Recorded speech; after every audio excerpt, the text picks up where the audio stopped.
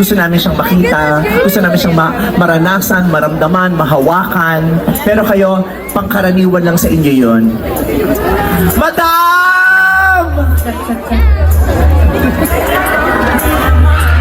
Mas maraming salamat po.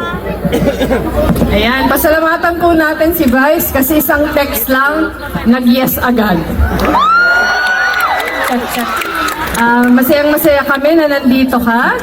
Kita mo naman, ang dami naghintay sa'yo. Hindi lang sila lahat taga-Naga, pero kahit hindi sila taga-Naga, maganda din sila. Dumayo sila just for you. Kaya maraming salamat.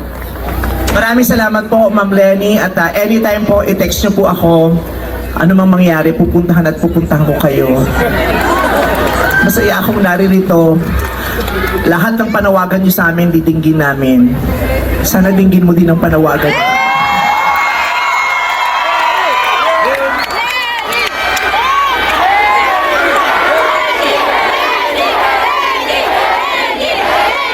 Naga is the heart. You are our heart. You are our hope. We need you to continue hoping for a wonderful future, not just for our families, but for the entire Philippines. Tama! Tingin niyo po kami. Para nyo ng awa. Pero gusto naming maranasan yung luwag ng kalooban. Kasi ngayon nakikita ko yung mga ngiti ninyo. Tingnan nyo, yung init, hindi nyo alintana. Kasi yung puso nyo puno ng saya. Di ba masaya kayong lahat? Sa Pilipinas, hindi lahat ng lugar ganyan ang nararamdaman ng mga tao. Kasi mas mabigat, mas malungkot, mas hirap kaysa sa mas masaya. Sana lahat tayo, sana buong Pilipinas ganyan araw-araw.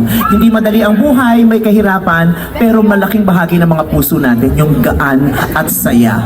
Yung pusong walang takot at pangamba. Yung pusong punong-puno ng pag-asa dahil alam natin na tayong lahat ay pinamumunuan ng isang mabuting puso din.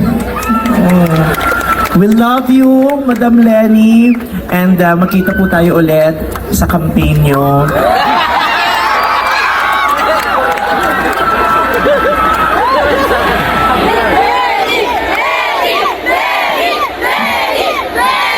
Huwag kang ma-pressure.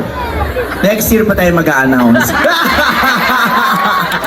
For now, i-enjoy muna ni Madam Lenny ang Naga. Tama, deserve nyo naman yon, di ba?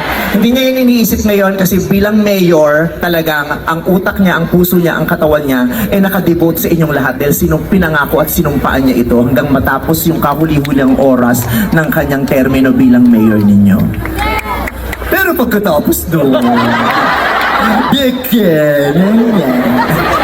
promise po, magpapakalalaki ako, tumakbo ka lang ulit.